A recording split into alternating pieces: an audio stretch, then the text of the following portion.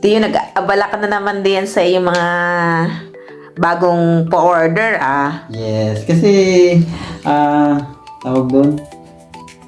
Tinitingnan ko lang kasi talaga ako dito, manghang-mangha ako dito kasi love na love ko talaga tong Anker power bank na to. Yan, papatok sa inyo, i-click mo lang. Focus mo Marco. 100% full charge.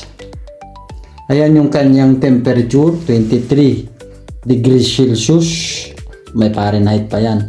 At ang life battery niya ay 100%. Pero, uulitin ko ulit kasi nasa vlog ko na ito dati. Ito ang kanyang retractable na charging type C. Yan, gaganin mo lang siya. Meron ka ng half meter.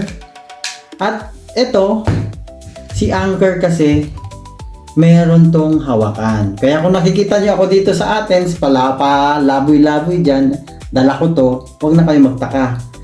Power bank ang dala ko. Kasi nga, syempre, nagbibideo ako, nagpipicture ako.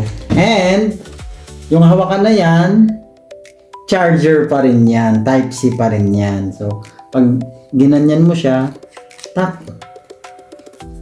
hawakan yan. And, ito yung kanyang dual na pwedeng charging at saka charger. So, pwedeng dito ka maglalagay ang pang-charge mo at pwede mo rin i-charge ang ibang phone. At meron pa rin siyang USB-A. Kung meron kang luma, halimbawa ang cable mo, USB-C to USB-A, ito, dito siya. Pero usually kasi ngayon, puro na Type-C. So, hindi ko na patatagalin pa. May order nga sa akin na dalawa. Ayan. Black and silver. Ito yung dalawang order sa akin. At ito yung ginagamit namin ni Tia. So, may nag-order pa sa akin. Dumating na nga. So, i-unbox natin. So, ang order niya ay black. So, para ano nyo, sinabihan ko naman yung kliyente ko para makita nyo ang black. Kasi wala tayong nakikitang black, di ba? Ayan ang black. So, nakita nyo naman ha, silyadong silyado. Yun, tapos, full mo lang sila. Chididen! Chididen! Look!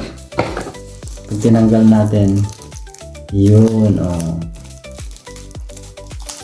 Parang hindi naman masira. Box. Ayan na! Oh, diba? So cute! Yes. Ang ganda niya. Tapos ito yung box niya. Nandito ngayon ang bahayan niya. May kasamang pouch. Lalagay mo. Para hindi naman siya, ano, diba? Ayan. Oh. Sasara mo lang. Tapos mo na. Ngayon, tingnan natin. Ilabas natin ulit sa box. Sa pouch. Kita nyo yan. 14% na lang ang battery niya. Pero, hindi pa yan malulobat. Matagal pa yan. Pwede pa yan mag-charge ng isa pang charging sa phone nyo. Which is kahit pa yan, iPhone Pro Max pa yan. So, wala nang without further ado, tanggalin natin to. Pero babalik ko rin mamaya. Pinapakita ko lang sa inyo. You know, 14% o 22 degrees Celsius. 100% ang life ng battery niya. Retractable, check natin. Yun. Black. And yung handle niya, yun. Kaya ko to laging binablog kasi ito talaga ang dapat binibili nating power bank. The number one brand when you are traveling. Like abroad man yan, domestic man yan, or local man yan. So, ano pa ang inaantay nyo mga chang? Comment down below, Anker power bank.